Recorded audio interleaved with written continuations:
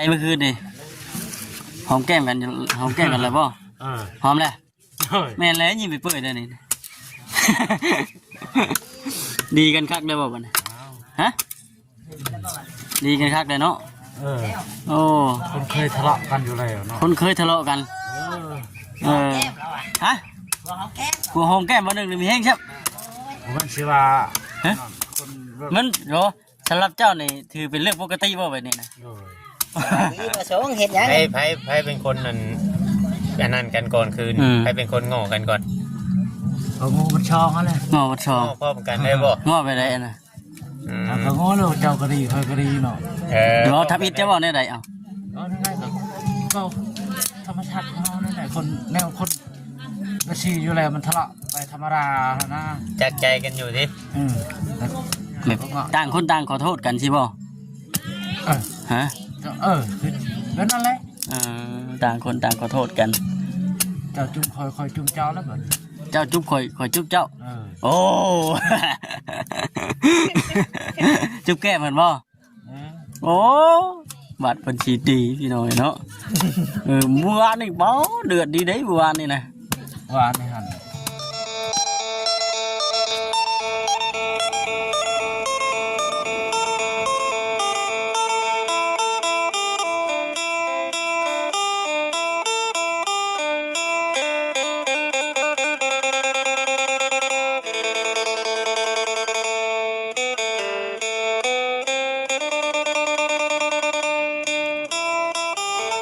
บุญมาบัดนี้โถเอาพี่น้องเลยก็ลินกันทักทายสบายดีนะพี่น้องเด้อเนาะพอดีว่าช่วงค่ำช่วงแรงขาสีกลับเมื่อไปฉันก็เลยแวะมาเยี่ยมยามเบิ่งทางไอ้สงลืมชื่อเจ้าเราข่อยกันเลยน้องสบายดีเด้อสบายดีเป็นในไรเมื่อคืนนี่หอมแก้มกันเลยป่ะหอมเลยแม่นเลยยิ้มไปเปิดเลยนี่ดีกันคักเลยบ่บัดนี้ฮะดีกันคักเลยเนาะโอ้คนเคยทะเลาะกันอยู่แล้วเนาะคนเคยทะเลาะกันฮะกลัวหอมแก้มมาหนึ่งหรือมีแห้งใช่มันสิว่ามันโหสำหรับเจ้านี่ถือเป็นเรื่องปกติบ่แบบนี้นะนี่ประสงค์เห็นยังกันน่ะเตียงโอ้เห็นเตียงเรื่องไหนบอกคำจังว่าเรื่องปกติเพื่อนว่าเพื่อนพิดเถียงกันกับลูกก็มีให้เลยเป็นเรื่องปกติแล้วเราอ่ะฮะจัดการรถหายรับพิษกับเมียแมนเรื่องนอกกับเมียคนเลิกกันนั่นฮะนั่นแล้วคนเมียเขาก็อยากเต็มบันไดเอ้าช่างว่าใช่ปะเบิ่งแต่เราอยู่จะไปเฮ็ดให้เราเต็มเลยเฮ็ดบ่ได้แล้วสบายดีไหมล่ะสบายดีไหมนบเลยก่อนเนี่ยเท่านั้นเท่านั้นหดนะยังเฮ็ดยังอันนี้เฮ็ดเตียงบ่เฮ็ดเตียงเฮ็ดดิวมันนี่นั่นดิวมันดิวทางกลางตับพอดีนะพอดีนั่งจังนี่หมูดำเนาะพอดีจังนี่นี่แต่ไม่เจ้านี่มันบ่พอบ่ใช่แล้วพอคนไม่ดิวนี่เถอะนี่ไปเบิ่งชาวบ้านเพิ่นหลังมาเบิ่งดูเคยเห็นเอาบ่เวียอันนี้ไม่ตัวนี้ไม้ยังฉัดตัวนี้ไปสิเอาเรือบ่ใช่เช่าด้วยอ๋อเปลี่ยนออกชาวตัวกลางกันบ่โดยไม่จิกด้วยนี่ไม่จิกบ่นี่แม่นบ่มาตอกเปลือกออกโอ้กามเนาะคืนนี้ถือกันแล้ววะบอกถือกันแน่บัดนี้ถือกันแล้วมันชเลกันชั้นนั้นแล้วบอกเอชั่นบ่แต่เถื่อกันตะกี้ตะก่อนก็ไม่นั่นแล้วคือสิป้าคือสิขาดกันแท้เชียวเมื่อวานนี่ขาดดอกฮะไปชื่อวานนี่เจ้าคือพ่อในนี่วานนี่เจ้าคือพ่อในนี่ในวานนี่ฮะวานนี่ฮะเราว่าอย่างให้ในวานนี่เนาะวานนี่อย่างให้ในเมื่อวานนี่นะมันแบบเรามันบันทึก วันนี้ปรับความเข้าใจเข้ากันแล้วเนาะเดี๋ยวนี้เนาะ เออตะกี้ก็เป็นแบบนี้แล้วเคยปะกันดอก เจ้านั้นคนทำบิดหรือว่าเมียนี่คือว่าเนี่ยไรคนทำบิดหรือว่าไล่เมียมาก่อนนะบ่เจ้า ไปเมียผม จะเคยได้เมียจะเทื่อหากระเทื่อเดียวนี่บ่ เคยไล่อยู่นะ เอา ฮะ เคยไล่อยู่หนึ่งน้อย เอา เอ้าทางมาแท้บัดเป็นมาได้ดำเด็กดำหน่อย คือเมียว่าให้ เมื่อไหร่ เมียยังสุริกันนะแบบเรา เอาได้เลย ดำเด็กดำหน่อยนะมีอยู่ คนเฮามันต้องมีพิษด้วยหนอแม่นบอก แม่นั่นแหละเนาะ พิษได้หน่อยหนึ่ง คนเฮามันชาติเป็นชาติคนเขาว่ามีต้องมีคนเจ็บ มันนึงน้ำน้อยเนาะ เจ็บอะไรเจ็บแห้งเพราะฉันเมียสากกระเบือตีนะ เจ็บแห้งก็อดเอาได้เขาตีด้วยเนาะ ถือสากกระเบือจังคุยกันลงตัวเนาะ ลงก็อดเอาแล้ว ขาดกันเมื่อไรได้เฉยเนาะเฮ็ดได้เฉยเนาะ นั่นแหละ ลูกเมียหักเพลงกันอะไรติ แห้งกันหันแล้ว วานนี้เราบ่พอพี่ดีพี่โดยเนาะ เดี๋ยวเมื่อคืนนี่คือว่าจัดให้ชุดใหญ่เลย ว้าเนี่ย มาจัดให้ชุดใหญ่แล้วก็อารมณ์ดีเลยนะเมื่อวานนี่แบบยังบ่ได้ใกล้กันนะนอนคน แม่ ละที นั่นแหละ เป็นอะไรเมื่อคืนนอนติ่งกันคือเผื่อเบ้าบ่ ยอมนั่นเดียวพี่น้อง เดียวกันอยู่หากว่านอนคนละโบสถ์ ยอมนั่นเดียวคอยอยู่วะสิกตู้ เปิดเพลงกันดีเนาะ กดเพลงตอนทำมาคือไม่ยินลงกิน ใครอยู่ทางนี้มันอยู่ไกลเนี่ยมันอยู่ตรงเนี่ย ทำมาพี่ได้ยินเนาะ โลหะก็เริ่มเปิด เนี่ย เปิดเพลงว่าเขาจะเปิดเพลง ขอบอกไปโพสต์ตอนนี้ เนาะ ตอนนี้เขาเรียกว่าเขาต้องปิดรถเขาเขาหูอยู่หรอ บ่ นี่เงินนี่เดี๋ยวเขาจะเขาหูมาเขาต้องปิดรถเขาผู้ใหญ่ โอ้ พี่น้อยหักใจผู้ใหญ่ขนาดพี่น้อยหักใจผู้ใหญ่ใจผู้ใหญ่เขาหูหนอกเขาหูยังไง จะเฉือแป้นใช่ป่ะเนี่ยมาตอกใส่ให้มันพอ เอามาสบาย ให้บ้านเอาซับกระพากเอาป่ะมาเห็ดบน เอาเนี่ยเอาปีกปลายมันนั่นแหละไม่เสร็จเขาทิ้งเลยใส่ ไก่แล้วก็เอาเสือกคามัดไว้ข้างในดิ มาตัวเดียวนะฮะ ฮะ มาตัวเดียว อ๋อ แต่มันอยู่นั่นกันนะไก่เนี่ยก็ติดนี่เขา เช่นนี้ ติดนี่ เช่นไปเช่นเอาก่อน โดยพ่อปู่จับให้ก่อนเลย ผู้ปูจับ เท่าไรอันนี้ ไก่ตัวแม่หันกับเป็ดเป็นตัวหนึ่ง อืม เราว่าเส้นเช้าเด้อ เริ่มทางไกลทางเป็ดน่ะเช่นเช้า โดยเขาว่าเส้นเช้าแล้วมาจะใช้เงินคอยบ้านนี่ อืม เจ้าก็เลี้ยงอยู่ถ้ามันแพ้มันพื้นหมดเลย บัดคอยหาได้เพราะอะไรคอยว่าคันหาอะไรก็จะเอาคืนเด้อพอฉันแล้วเด้อคอยใจ ให้กลัวเอางัวมาเลี้ยง เอาคืนมาว่าให้ได้ทางพ่อปู่ลูกปู่เขาว่าพ่อปู่เขานี่จะกินสมองเขาเลยนะ เอ้า กินชั่วโมงได้ไรอีก ไม่น้องไก่ช่องตัวไก่ตัวเดียวหันกับเป็ดตัวเดียวก็จะได้เส้นเช้าเป็ดกันแน่นอน เอาเป็ดจากโตเป็นน่ะ เป็ดตัวเดียว ไก่ชามบ่ บ่ไก่ช่องไก่ตัวเดียว ไก่ตัวเดียว ตัวนั้นไก่เขาชื่อชดมันด้วยเลย บ่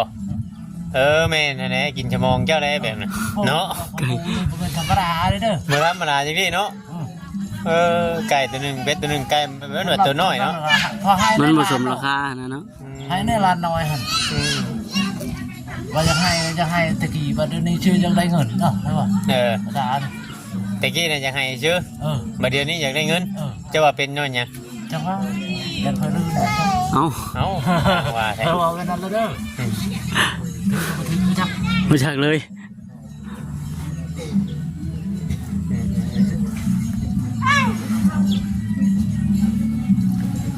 ต่อคักเลยบ่คือติ่งดูเละๆ เจ้าบ่เฮ็ดอันนั่นค่ำทางตีนมันนะ จังไว้นะเนาะ มันจึงกันไว้เล่มครึ่งกันไว้หลายอันหลายแนว เพราะอย่างนั้นให้แล้วนี่ก่อน เนี่ยแล้วก็หูจักเฮ็ดอยู่ เ เบิดเท่านี้แหล้ว หยอกกันชื่อนะว่าเฮ็ดหยอกให้ FC ตื่นนะ เนาะ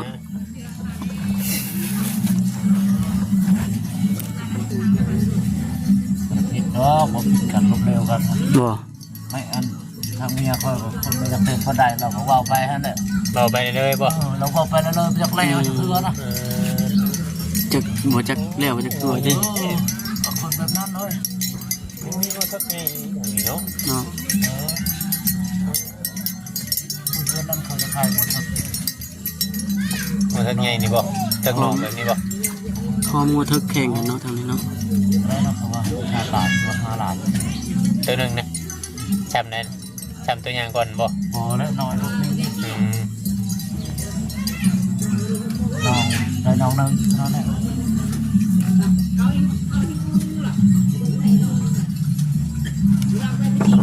ผมมีหมายแล้วมัน ผมมีใหม่เดิมแล้วบัดนี้เนาะจากสมเด็จแล้วบัด เชื่อได้บัด ไม่เช็ดไม่ได้ไม่เช็ดตัวตัดนี่ ฮะ ไม่เช็ดไม่ตัดอะไรเลย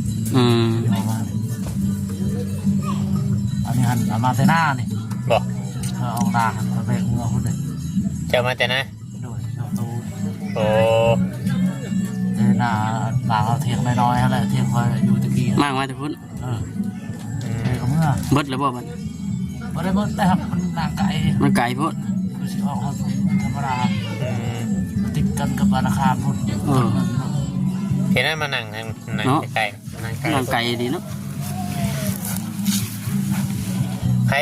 ผเป็นคนนั่นกันก่อนคืนไผเป็นคนง้อกันก่อน เอางูมันชองเขาเลย งอบัดชอง ง้อพร้อมกันได้บ่ งอไปได้น่ะ อืม เอางูเลยเจ้ากระดีคอยกระดีเนาะ งอทับอิดจะบ่ได้ใดเอา ก็นั่นแหละก็ธรรมชาติของเรานั่นแหละคนแนวคนกระชีอยู่แล้วมันทะเลาะไปธรรมดานะ จักใจกันอยู่สิ แบบต่างคนต่างขอโทษกันสิบ่ เออ ฮะ คือแล้วนั่นแหละ ต่างคนต่างขอโทษกัน เจ้าจุ่มคอยจุ่มเจ้าแล้วเหมือน เจ้าจุ๊บข่อยจุ๊บเจ้า โอ้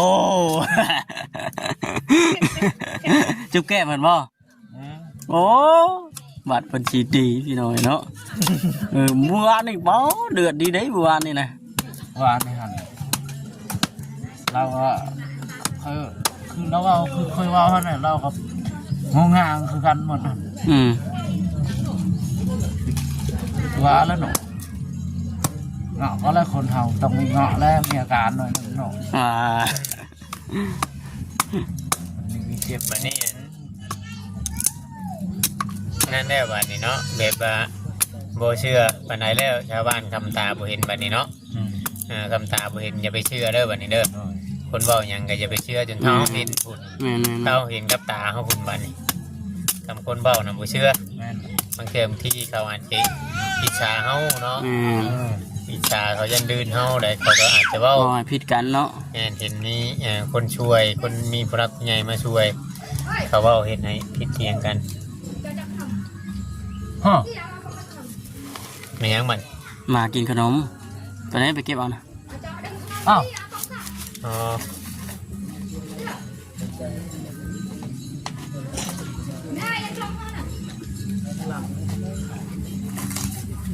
มันถิ่มดงบ่มาขึ้นเทิงเฮือนได้บ่มาขึ้นเทิงเฮือนได้บ่ บ่ลงแล้วทีมลง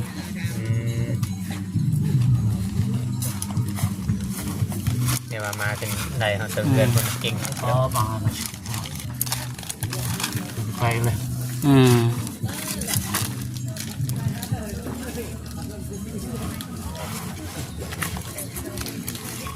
หากเฮ็ดเมื่อเช้านี่บ่เฮ็ดเทิงบ่ได้จริง ตอนเช้าเลย โอ้ ไปดูคนตีเขา เห็นคนตีก็เจ้าก็บ่ได้มีเด้อคนตี โดยผม น้ำเพื่อนเบิดเทือนนี่ก็มีแต่ผ้าซำนี้บ่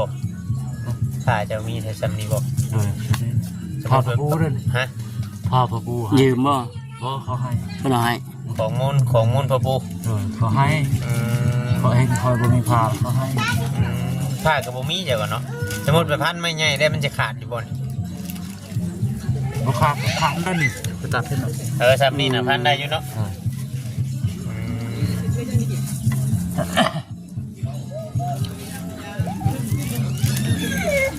ทานตะกี้ทานอันนี้แล้วนี่ ผ้าในมาตัดใหม่ ผ้าให้ทานตัดตัวนี้แล้วตัด บ่ได้มีเรื่องงอนได้เงี้ยกับบ่มีบ่ กับเลื่อยตัวน้อยๆครับ โอ้ ตัดตัวนั้นเลยใช่มาที่ทานตะกี้อยู่นาตอนกินข้าวกินน้ำตัวนั้นแหละใช่กันกินได้ชอบอะไรซีเซน ซาวชอบได้4 แสน เลยถือว่าฮอดชอบอะไรชอบน้อยๆเห็นบ่ เลย ชอบเขียวน้อยนะบ่ นั่นแหละ อ๋อ ตะกี้ฉันชอบ18เดี๋ยวนี้มันได้ชอบเช้าเลย18 15 เพิ่นเจ้าไปเอาไม้ใช่บ่บ่มีไม้นำไผนำนะ ไอ้อันนั้นเลยห้างวิกอันใดค่อยว่าอันใด เขารุดบ่ ไปว่าเขาตัดแล้ววันนี้เขาเอานั่นคนมาหนึ่ง เคยบ่ได้ให้บ่ตัวห่างปีกนี่ บริหารเนี่ย โอ้ ตัวเอาตัวห้างเนี่ยเอาตัวกกมาในคันเขาทันก่อนคือว่าแล้ว มีการลอยน้ำนะเนาะ มีการมาแล้ว อืม แต่เขาก็ตัดหางมันก็ตัดหางน้อยตัดทิ้ง อืม แล้วก็เอาตัวใหญ่เนี่ยไปคู่ทิ้งแล้ว อืม ใช่แล้วก็เอาไม้เช็ดแม่นั่นเขาปลดกันทั้งแล้ว อืม พอเล่นมาจูดบ้าน อืม ได้มันมีเครื่องมือนี่อันนี้ก็ให้น่ะตัดอันนี้ก็ให้ทานนั่นยันลงเรือนใน อันไหน ต้นมะขาม ขามในบ่สิตัดบ่ อันนี้ก็เขาตัดได้เลย เพิ่นบ่ได้ให้บ่ของไผของเจ้าบ่ อันนี้ของค่อยนี่ถ้าเขาตัดเนี่ยยาวเขาเดินเขาอยู่นะ ของเจ้าแต่ว่าอยู่หั่น นั่นแหละพุ่นเราก็ไม่ชอบต้นที่ตัดมาได้หมดปีนี้ตัดมาได้ยันมันลงทับเพื่อนเขาอย่าไปโทษเลย โอ้ไปอยู่น้ำดินเขาหากแต่ว่า ดินคอยนี่แหละ ดินไผ ดินคอยนั่นแหละ โอ้ ทับวันแบบพยายามมันทับเพื่อนเขา กุ๊กขามนะอยู่ใช้กุ๊กขาม นี่ อ๋อ ออกตรงนี้เลยนี่ อืม อยู่ในดินเจ้านี่บ่อ่า นี่มันเป็นเจล อืมดินก็คือหลายอยู่คือ พวกมะพร้าวก็ไม่ ดินคือว่าหลายอยู่คืออย่าว่าจะไปไทยเอาดินตัวนั้น อืม บนอยู่ อันนั้นของเมียเขาได้ อืม อันนั้นของเมียเขาได้ เอาตัวว่าจะไปไทยตะกี้นะของเมีย โดยเมียเมีย อืม เมียเขาได้นะ อืม แต่ยังคือว่าถึกกันเขาเอาไปใช่ ตาแบบนี่เด้นี่ปัวอีก ปัวพวกนี้บ่อืม ขายโอ้ยรถขายอย่างนี้หน่อยนี่แหละจะไปเอาตรงนี้นะก่อนไปก่อนมันก็ เอาเงินเขาก่อนเอาเงินเขาไปปัวก่อน โดย เอาดินให้เขา นั่นแหละอันนี้เลยอันผูจูคนนี้เลยงัวเลย โอ้ อันนี้หันลานพุ่นนะ โอ้ ไม่ได้จุก โอ้ย จุกมาแต่เดินพุ่นแหละ อืม เดินก่อนเดินเนี่ยพุ่น อืม มาหมดแล้ว จะคำมาแทงเสิงตู้แห่งดังขึ้นเนาะ ยิงตู้รังร้ายทางหนีบ้านเป็นมักฟังตู้ ส่วนมากเนี่ยก็เจ้าอยู่เพื่อนเนาะหลายเนาะ นี่ มาจากไหนคือ บ้านไทยเขากินเบียร์อาหารน่ะปุ๊บๆนั่น บอกฟังเบิดที่แถวนี้เนาะเปิดบอลหนึ่งนี่ล้างเบิดครับเด้อ นั่นแหละทึงเขาเปะทึงเขาเฮวนั่น อืม เมาทางนั้นดอกสุรายเขาเปิด ทั้งเพื่อนในบ้านนี่ได้ ในบ้านบ่ในบ้าน เปิดมาได้บอกว่า มันบอกว่าบ่ได้ในบ้านต้องเขาอยู่ไปอยู่บ้านเลย เอ้า ในบ้านก็ไม่ได้บอกว่า ในบ้านบ่นะบ่ได้สนใจ เออ เปิดกลางคืนก็ได้ เอ้า บุญ เอาบริยานมูนิกไลบ่ใช่ อีกหลายบ่อีกหลายจังได้ บ่ได้มีกองร้อนบ่ เอาคำจะมีตู้กับเปิดรถเต็มที่รถ คนนี้ที่เฮามีกินมีดินเต็มที่รถ อ๋อ 7-8 โมงถึง9 โมงถึง10 โมง ในบ้านนั่นอย่างนี้บ่ได้บอก ในบ้านยังบ่ฮู้เลย อืม มีแต่คนบ้านเดียวกันกินใจกันเลยเดี๋ยวฮู้กันเอง อืม ในบ้านธรรมชนในบ้านกับมวลหันแล้ว อืมกินน้ำกันนั่งเดือกอะ มันคือกินน้ำกันมวลหันหมด มวนกึบ โอ้เนาะจำโพเนาะ อยู่ ใน กั บ้าน นอ ทุ ยู่ ก มั บ้าน นโอ้ยฉันนั่งแล้วฉันไปรุ่นกันมั้ง เนาะ อืม ในบ้านทุกบ้านกับ ปานใดบ่เข้มแข็ง อืม ว่าเนาะเฮ็ดเวียกเฮ็ดงานก็บ่เข้มแข็งเฮ็ดหนทางก็คือกันเจ้าผู้ไปผู้บ่ไปผู้ไปก็นั่งอยู่ก็เบิ่ง อืม เบิ่งกัน เอาบัตรเฮ็ดเวียกรวมบ่ เออมันก็กำลังแจ้งคน170แบบต้องเฮ็ดเวียก4-5 คน เจ้าสิไปเอาไม้ใช้มาเพิ่มบัดนี้อันนี้น่ะเฮ็ดเตียง เฮ็ด เจ้า เตียงนี่นะ เอาไปเฮ็ดไปวิกแล้วมันเอาไปวิกแล้วเพิ่ม ไปตัดไปวิกมา แต่หลักเอาได้เลย เอ้า บ่ได้ผมได้เลย เดี๋ยวสิจับมาได้ซับกระพากใช้บัดนี้เนาะ จำเราบ่ได้ ไม้ไผ่ใช้ไปเอาไม้ไผ่ใช้ ไปทางเฮือนหลังแม่เขาจะมี อยู่ใช้เพื่อนมีอยู่บ้านนะโอ้บ้านตัวผ่านมานี่บ่ โดย โอ้ หลังแม่ตะกี้เนาะแบบยังลูกหลานเคยหน่อยหนึ่งกันนะ อืมฮะเขาหูกันอยู่เนาะ พอเอาได้ไหมนี่อันนี้อื่นหันเขาช่วยมาได้แล้ว โอ้จำไม่จำยังนี่พอได้อยู่เนาะ ทำยังเขาได้อยู่เพราะว่าทางมูลแม่เขาบ่มีจักดี อืม เขาให้ทอกเขาลูกเขาจักสิบอกอะไรเขาบ่หายระยะเนาะ อืม แม่นว่าทำเอง เขาให้บอกให้เจ้าพ้องเขา คนไม่บ้าน ขอให้เจ้ามาทวงคุณแม่ ไปทวงทางผู้ใหญ่พุ่นขนาด อืม ทางผู้ใหญ่ทางไอ้น้องแม่ขนาด เอ